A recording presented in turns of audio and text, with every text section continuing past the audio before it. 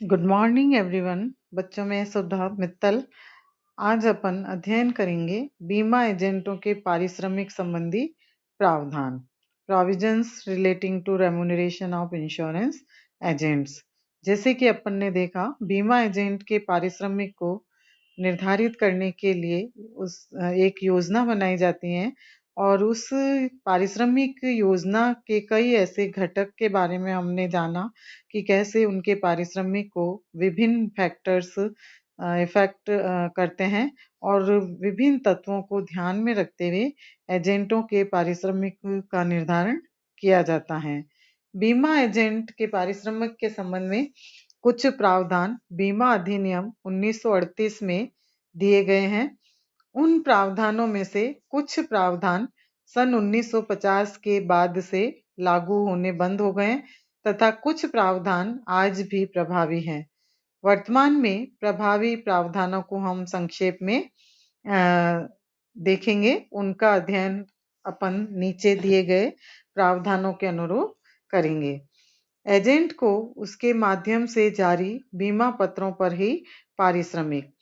प्रत्येक बीमा एजेंट को केवल उन्हीं बीमा पत्रों के लिए पारिश्रमिक का भुगतान किया जा सकता है जो उसके माध्यम से जारी किए गए हैं।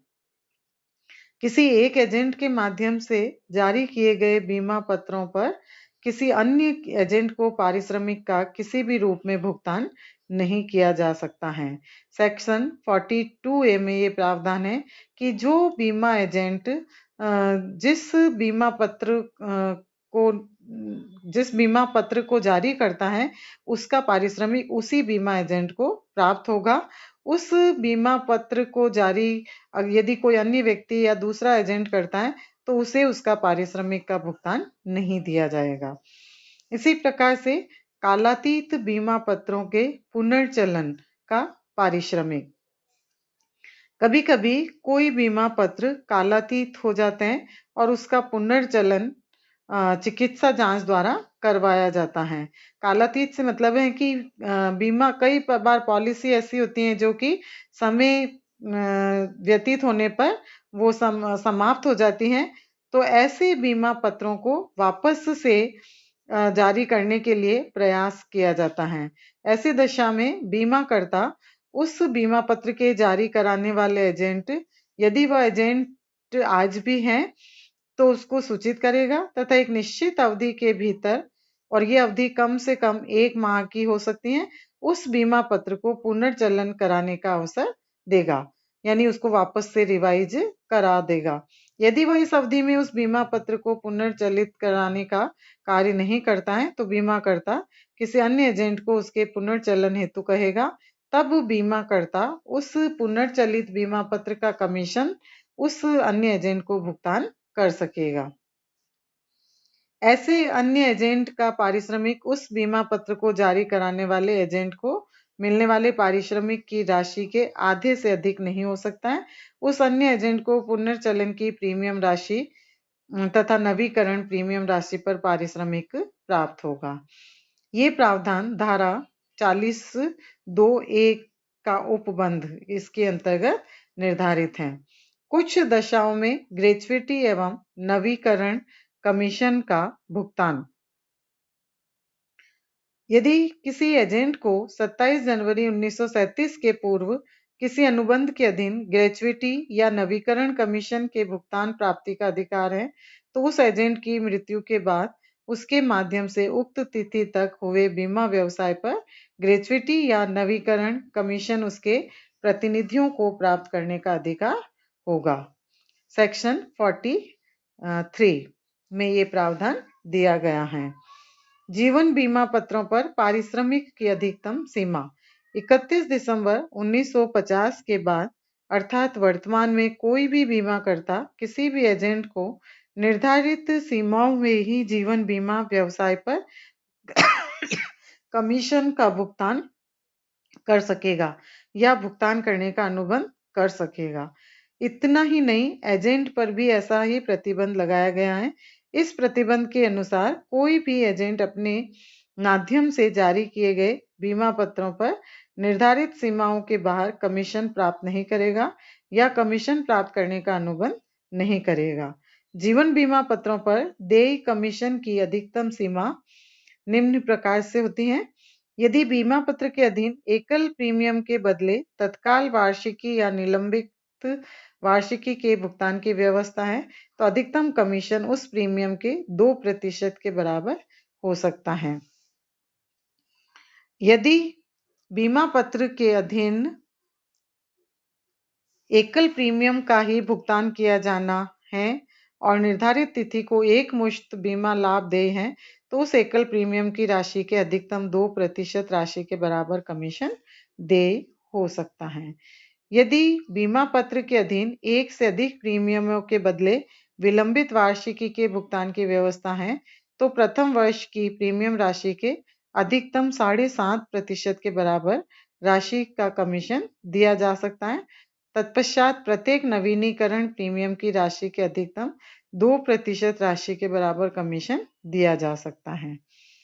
अन्य किसी भी बीमा पत्र की दशा में प्रथम वर्ष की प्रीमियम राशि के अधिकतम 35% के बराबर राशि का कमीशन के अनुरूप में भुगतान किया जा सकता है।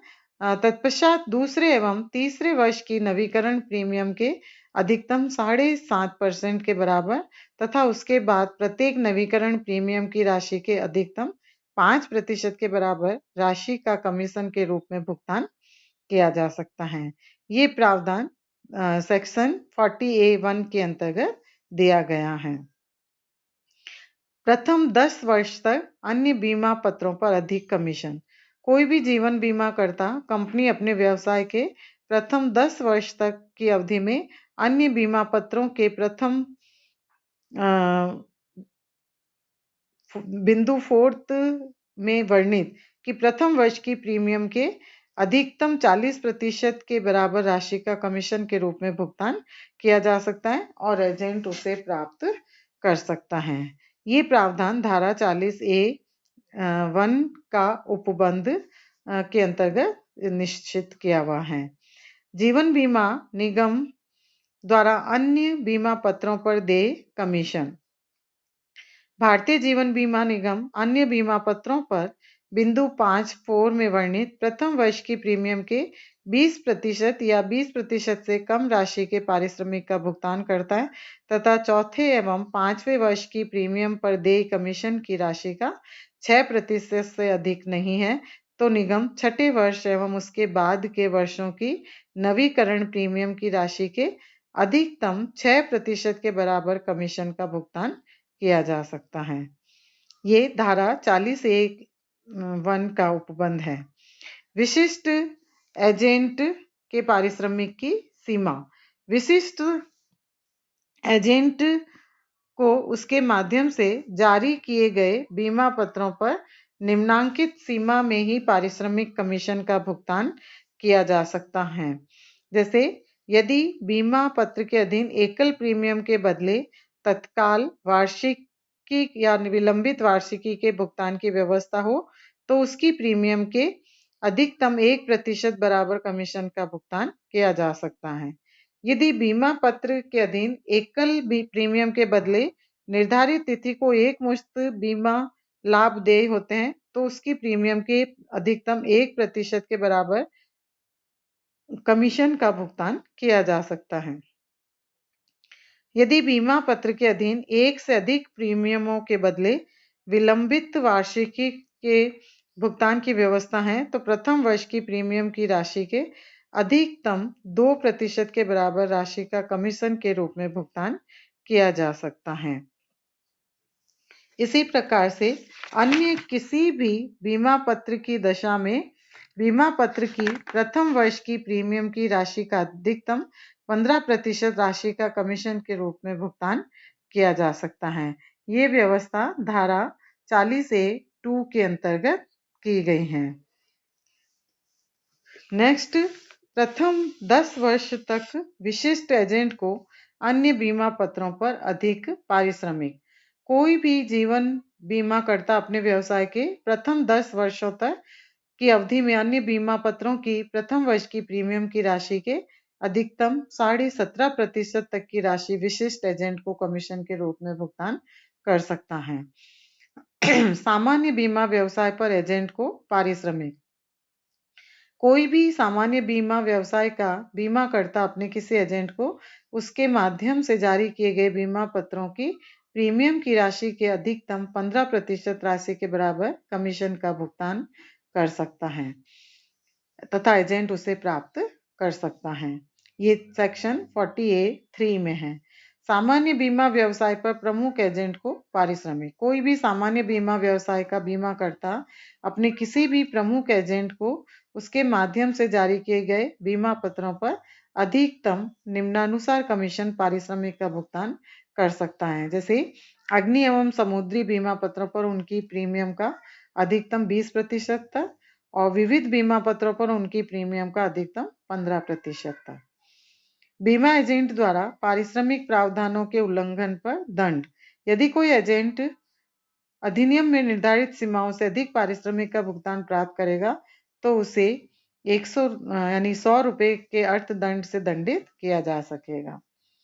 प्रमुख एजेंट की पारिश्रमिक सीमाओं का उल्लंघन करने पर बीमाकर्ता को दंड। यदि कोई बीमाकर्ता प्रमुख एजेंट को दे पारिश्रमिक की सीमाओं का उल्लंघन करता है तो उसे 100 रुपए तक के अर्थदंड से दंडित किया जा सकेगा। कमीशन का संचित होना। बीमा एजेंट को देय नवीनीकरण कमीशन संचित होता रहता है। उसे प्रतिवर्ष किए जाने वाले नए बीमा व्यवसाय के लिए आगामी वर्ष में तथा पिछले सभी वर्षों में किए गए सभी बीमा व्यवसाय पर प्राप्त नवीनीकरण प्रीमियम पर कमीशन प्राप्त होता रहता है। एजेंसी की समाप्ति के बाद कमीशन। कभी कभी बीमा एजेंट एजेंसी का कार्य करना बंद कर देता है अथवा बीमा एजेंट की सेवाओं को बीमाकर्ता द्वारा समाप्त कर दिया जाता है। तो ऐसी दशाओं में भी एजेंट को नवीनीकरण बोनस दे होता रहता है, किंतु एजेंसी की समाप्ति के बाद बोनस निम्नलिखित दशाओं में ही दे होता है। एजेंट ने एजेंसी का कम से कम 5 वर्ष तक कार्य किया हो तथा एजेंसी समाप्ति तिथि से 1 वर्ष पहले तक एजेंट के माध्यम से प्राप्त कम से कम 50,000 रुपए के बीमा पत्र चालू हो। एजेंट ने एजेंसी का कम से कम 10 वर्ष कार्य कर लिया हो, किंतु निम्नांकित कारणों से एजेंसी समाप्त होने की दशा में नवीनीकरण कमीशन प्राप्त करने का अधिकार नहीं होगा। जैसे एजेंट द्वारा कपट करने के कारण एजेंसी समाप्त की गई हो या एजेंट ने प्रत्यक्ष या परोक्ष रूप से किसी अन्य व्यक्ति के लिए बीमा व्यवसाय प्राप्त किया हो या बीमा व्यवसाय हेतु आग्रह किया हो। फिर लास्ट वंशानुगत कमीशन। यदि किसी बीमा एजेंट की मृत्यु हो जाती है तो उसे प्राप्त होने वाला नवीनीकरण कमीशन उसके नामांकित अथवा उत्तराधिकारी को प्राप्त होता रहता है। ये धारा 44(2) के अंतर्गत प्रावधान है। तो इस प्रकार से किसी भी बीमा एजेंट के पारिश्रमिक संबंधी प्रमुख प्रावधान है जिनको बीमा व्यवसाय के अंतर्गत ध्यान में रखा जाता है।